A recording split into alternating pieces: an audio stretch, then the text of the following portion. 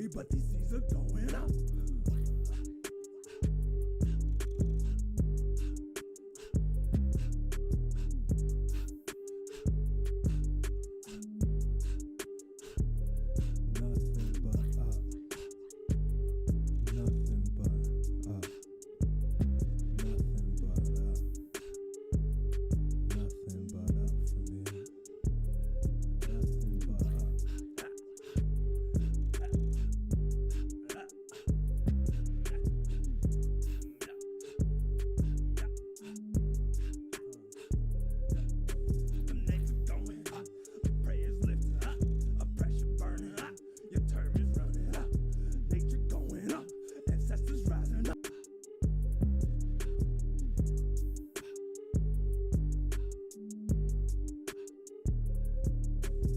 There we go.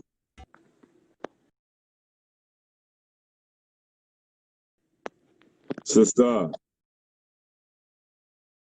Hey, what's up, King? what's up, girl? What's up, Queen? What's going on? Hey, man, it's my mama's solo return today, and Oh, blessings. feeling all this energy and happiness in her Earth Day. So, and really excited to talk about education, especially Black women in education in this movement, because my mama's a Black woman, she's a teacher, so this is all in alignment. Just I'm so grateful to be here. I say, grateful for you to be here, and much praise to the Queen Mother. Wow, that's what's up. You know, yeah, they say you teach a man, you teach a person, you teach a woman, you teach a nation. So I'm pretty sure she walked you through. I mean, majority of my life lessons came from women. You know, until I wanted to learn how to stand and be a man. Up until then, I was led by the woman. So yeah, in this day, I want to just pass the mic to you. You tell me what you want to do. What we gonna do today, Queen? Thank you. Yes. Well, I always appreciate your opening and your prayers, so we can definitely start with that. And today we'll be talking about, like I said, education. We're on page 91. So yeah, let's tag team this. I'm happy to lead the discussion and let's flow through this. Also, shout out to Mama Mia, Authentic African. This is one of her head wrap, satin lined. Hey, shout out all the love, handmade, locally made. Get you one. Links in her bio. But yeah, let's get started. This is kind of a long session, so let's get it going. Let's get it going. Alrighty. Much love and appreciation to the divine feminine from our crown on down. Please, we call on all the queens of our legacy and past, current, and future. The womb is comparable. Nothing comes close. God, Most High, Mother Earth. We know that the woman on this earth is just a reflection of your perfection and your love and your protection. And we come here today in honor and glory and awe to every connected sister through the vine of our great, glorious legacy. We lift them up, we protect them and show them that we love them, and without them we would be nothing. In this time, let us get behind and climb forevermore with the divine, fine, feminine. Ashe. Ashe. Ashe. Thank you, Brother Tut. That was beautiful. All right, y'all. So let's get started. This is kind of a long section for today, so I want to make sure we have enough time to talk about all the queens, all the educators, all the knowledge, where it says co-op courses and curricula among African Americans. So, as we know, education is one of the core 7 principles of cooperatives, and these are international sort of values that are upheld by cooperatives. And so we're going to talk about why education is one of those principles. And in the earlier days, you know, we're still in the 1930s. We're still sort of at the beginning, or not the beginning, but early in the timeline. But there was a heavy involvement of school principals and teachers And they understood the importance of establishing cooperatives, but also the importance of education within cooperatives. And so they would establish, you know, cooperatives within schools. We'll talk a little bit about that. And they also curated content, right? Reading lists, articles, books, different curriculums for members and other organizations. Some examples of principals that were involved in cooperative education were Mr. and Mrs. H.O. Cook and the Consumer Cooperative Association of Kansas City, J.L. Reddix and the Consumers Cooperative Trading Company in Gary, Indiana, principals at Bricks Rural Life School, Tyrell County Training School, and Bluefield Colored Institute. The Bricks Rural Life School in Bricks, North Carolina, run by the American Missionary Association, developed a program of adult education in 1934 for African American cooperative development. So we're talking about both youth education and adult education. You're never too old to learn, right? We're all students of life in this journey that we're all on. Right. Of course. So families also took up residence on school farms to learn how to farm. That is that hands-on learning, right? That place-based hands-on learning, where they learned not only the farming techniques, but also cooperative economics. And I'm a firm believer in hands-on learning. I learn by doing, and not just sitting and reading a presentation on a board. You know, you got to go deeper and do the work. Yeah, get your hands in the dirt, you know. Dig. Yeah, that's real. And it's a different kind of connection too, especially when you're doing land work. You can't teach land work from a book. You can't teach land work. And we kind of see like the essence or the principles of land work seen through life. You know, the digging through the soil, proper environment. That's the same thing. Just like our seeds, just like our own piece takes that. So that's key how you touched on that. You know, and our people, that's really how we always learned. You know, we didn't have anything but the Most High and nature ourselves, and we went out and we were taught. That's why you hear like George Washington Carver say he went and the plants spoke to me because he was out there getting his hands dirty, right? He would go out and talk to the trees and talk to the plants, and that's one of the most valuable connections that was stripped from us earlier.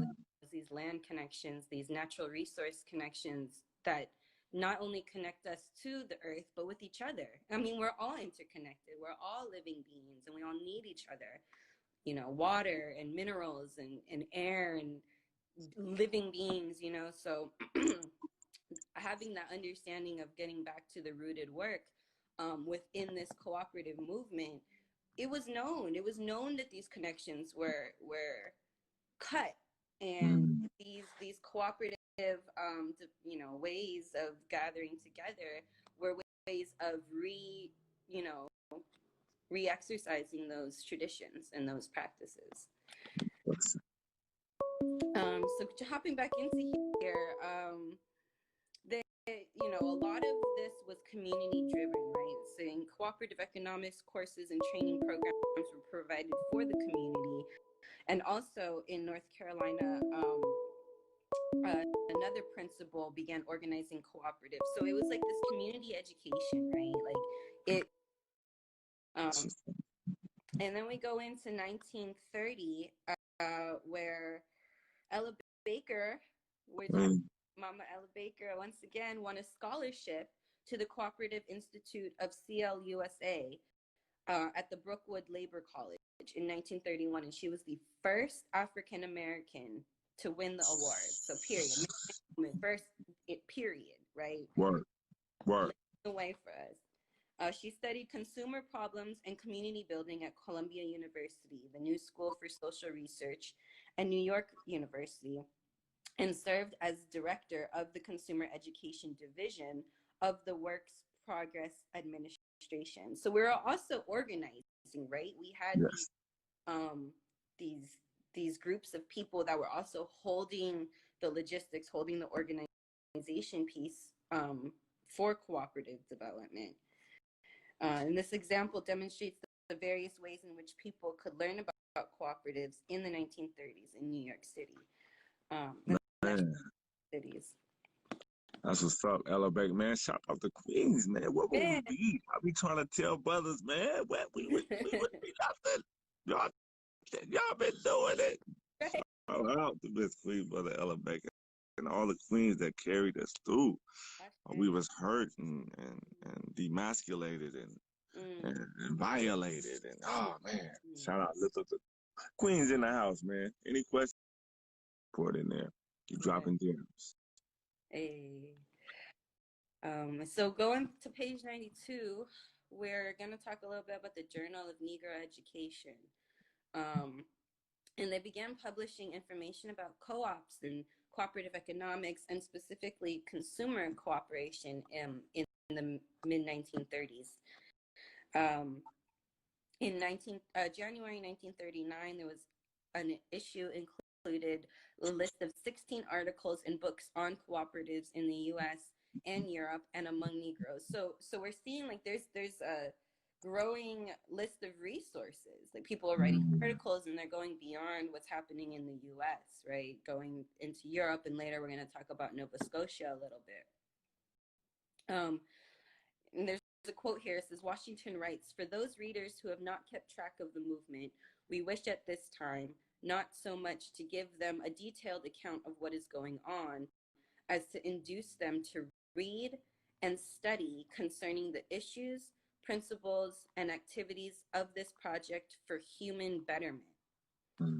Hence, we present quotations, excerpts, references, newspaper clippings, and personal experiences, all with the hope of awakening new interest in the subject or feeding that which already exists."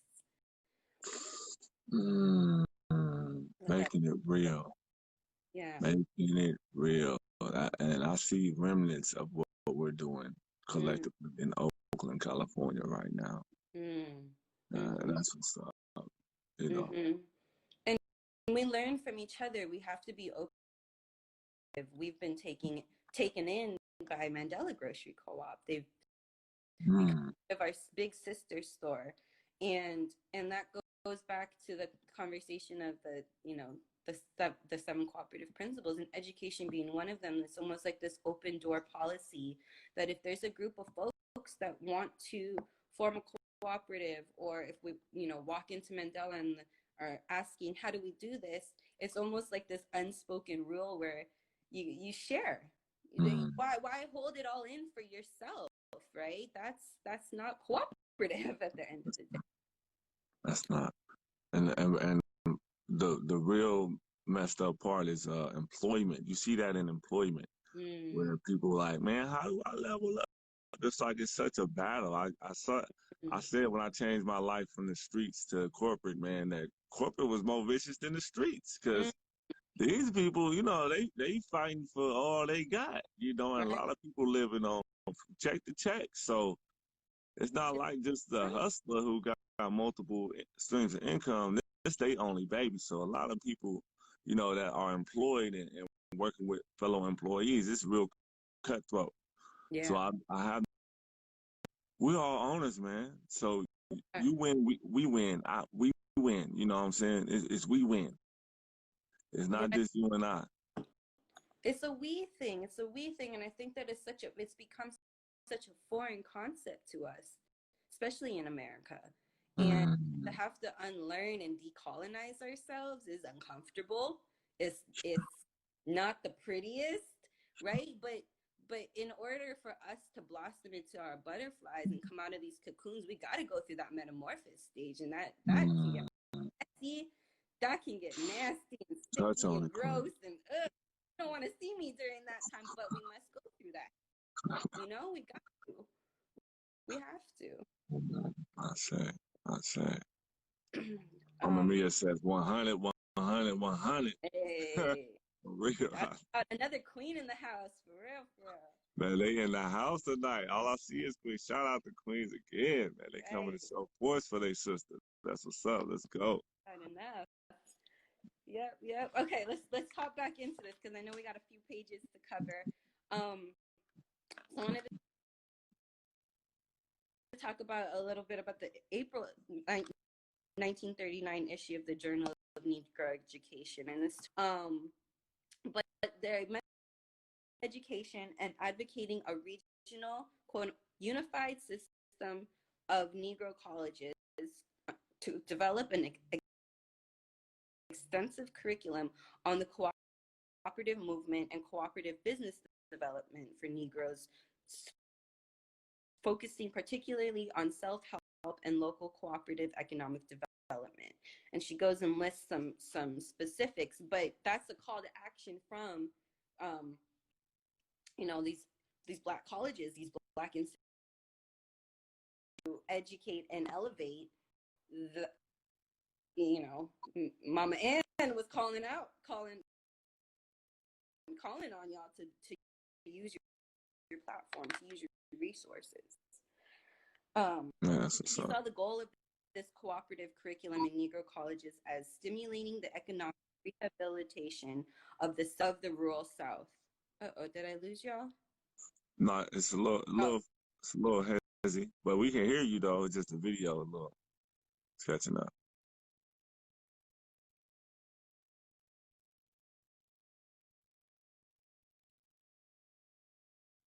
Are you back, sis? Queen, we can't hear you.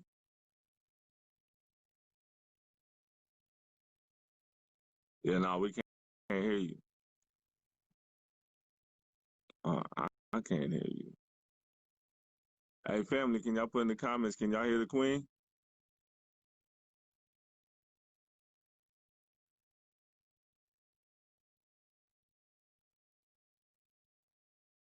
Can y'all hear me?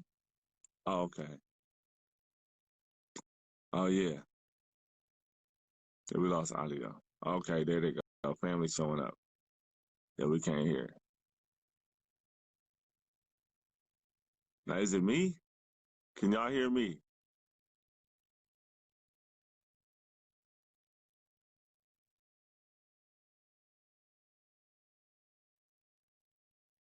Okay, he's talking. Can't hear. Okay, she'll be back, family.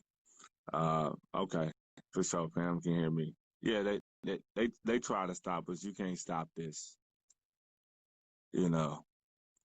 Somebody come up with a co-op social media site. All right, is that better? Boom. Yes.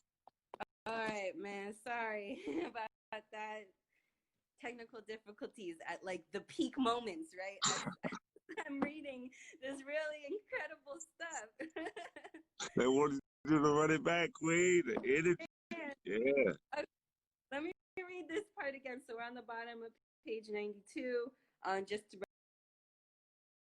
in Negro colleges as stimulating the economic rehabilitation of the suppressed, oppressed, and depressed people of the rural South through a program of education seeking not only better material conditions, but an awakening of the people to their innate power to solve their own problems. Man, no wonder they cut me off right there. But this is talking about putting the power back in the hands of the people, right? And have the tools through one of them is through education. We must educate ourselves through not only through like texts like this, but through our experiences, our shared experiences. Okay, so moving on to page 93. No question.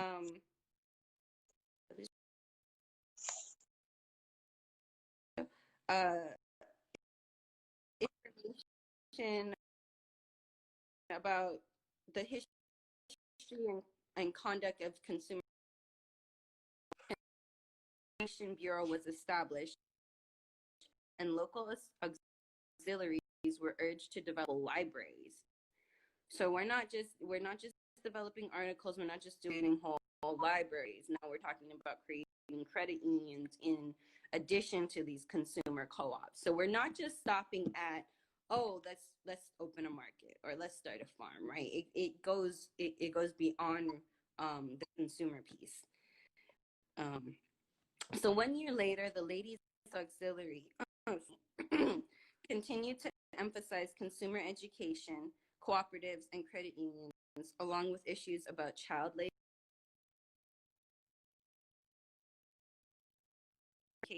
Bureau of the Ladies Auxiliary, a group of mamas, a group of women, a group of queens leading the way and letting y'all, hey, we need to educate each other. We need to create these spaces. And Hey, give us a few seconds, family. We gotta get it right. The queen going in, man. She just touched on the Ladies Auxiliary. As you can hear me, you know, we're led by queens, man. Ain't that a beautiful thing? Makes me think about the force that protected Black Panther. Anybody know the name of that force? Them queens was bad, man. Led by that chocolate sister with the, you know what I'm saying, with this Michael Jordan going on. You know what I'm saying? Like, man. No, motherfucker, bro. It was us. Quickly, let's get it back in. But yeah, man, queens leading queens, man. Hopefully y'all can hear me. Locked in. The homie, yeah, thank you. That's what's up. Sorry about the tech difficulties, y'all. Thank you for your patience. So I want to wrap this up. I want to talk a little bit on page 93 about Helena Wellstone and Auxiliary, and was a writer. She wrote bulletins about consumerism and co-ops for members, and she wrote the history, different histories. But one of the things I wanted to highlight was that she wrote to the Ladies Auxiliary chapter presidents and suggested that they arrange that the times dictated the need. She outlined a set of topics to cover and directed them to the CLUCA. So she started to identify how important we need to be educated about what currently socially, politically, economically, what's happening, as well as, this cooperative economics, cooperative theory. We have to be sort of informed about what's happening. And at the bottom of this page is a really, really great quote from a column that she wrote. I won't read the whole thing just for the sake of time. So before we're there's another group of ladies, right? So another group of queens meeting of the Chicago Ladies Auxiliary. And they started this co-op study club that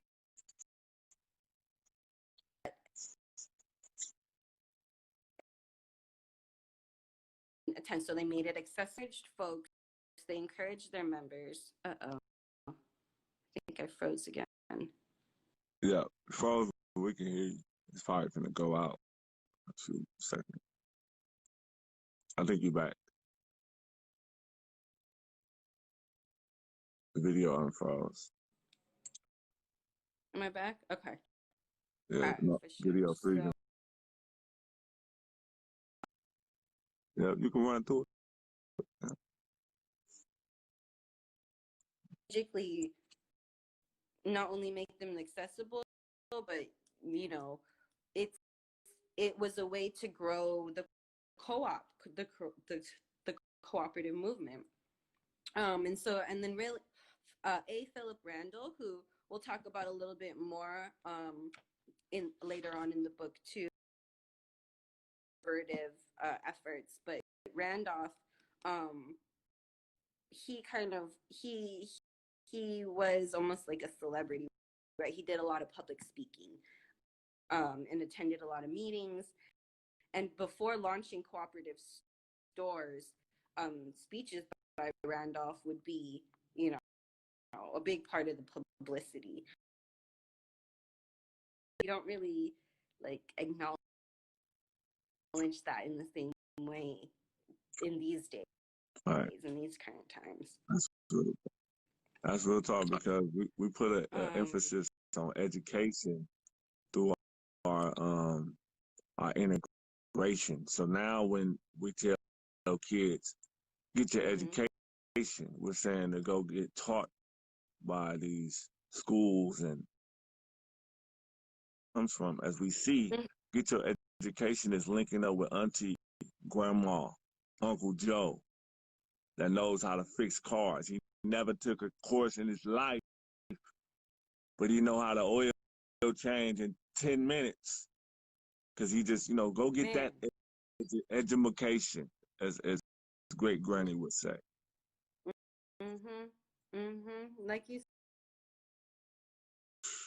and then there's a quote here from Wilson that says, I hope you may be able to plan a meeting that will have a wide educational value among Negroes on the importance of the cooperative movement.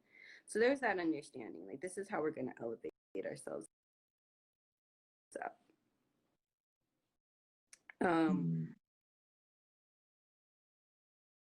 Here. There's also a line here that says that cooperatives in democracy. So finishing up page 94.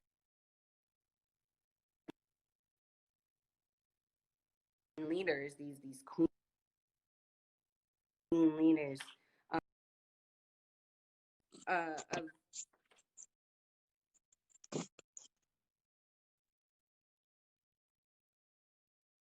particularly those initiated by agencies or other organizations, begin with an extensive pre-training program and member orientation, right? So it's really important for folks to go through across the board. I think, in East Oakland Grocery Co-op, that's the current phase that is the education piece, right? It's a lot of internal cohort onboarded into not only like the hands-on practical operations of a co-op, but cooperative theory, cooperative economics.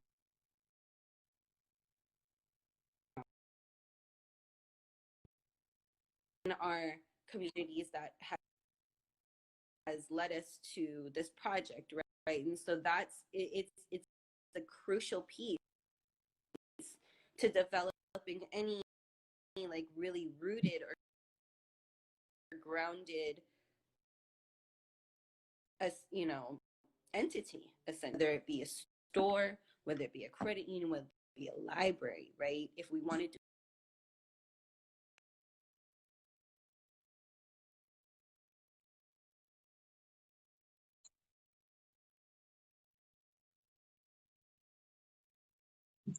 innovative, rigorous, and comprehensive 6-month to 1-year training program, right? This wasn't just a month. This was to get y'all ready. It was a transformative program. Skills and technical know-how to run a business in a co-op. Right? So it was the trust and culture building within cooperative movements is crucial. It's crucial, and it takes time.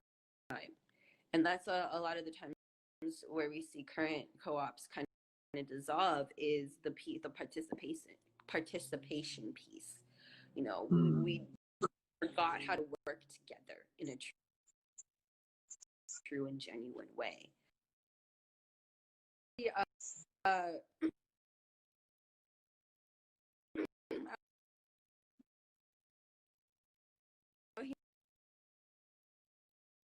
Here in the Bay Area,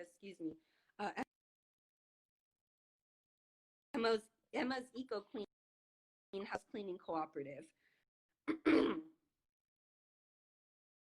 It was a project of women action to gain economic security. And these were a group of Latinos created this program, and they were awarded in 1999.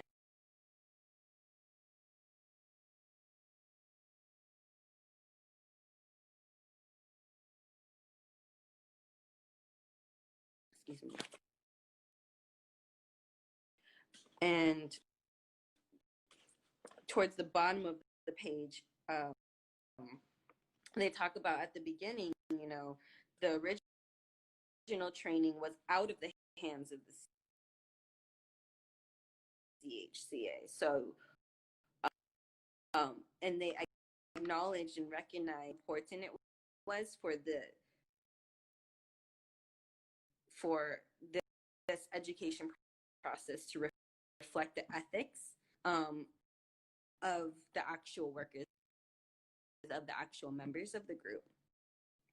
So to wrap up this page, it says CHCA found it necessary to control job training, create its own curricula, and hire trainers, right? Going their training subsidiary. So they learned to use its own workers, not to enhance the training and increase, or excuse me, they learned to use its own workers to enhance the training. So keeping everything in.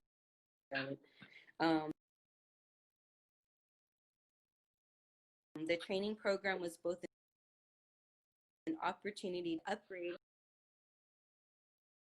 to provide trainees with instructors who were their cultural and vocational peers.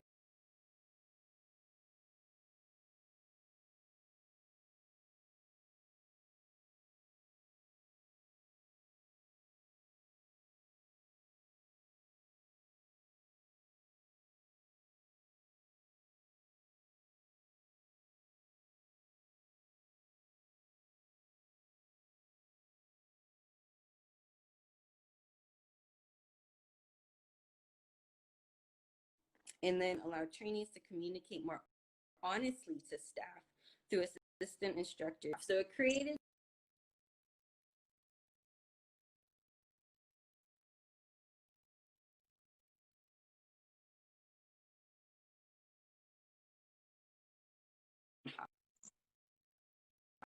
hierarchical.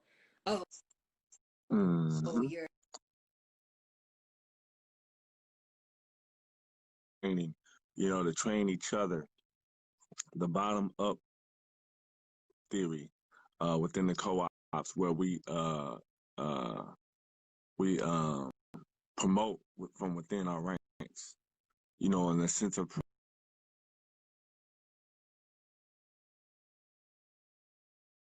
tremendous success and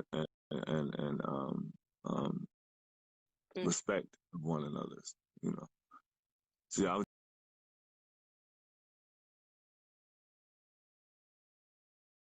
within the co-op. right.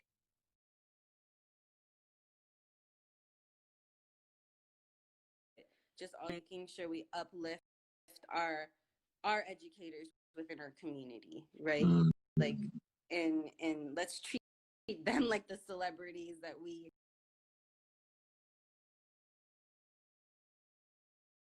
Let's look at our educators in that light. Let's look at our knowledge bringers and elders.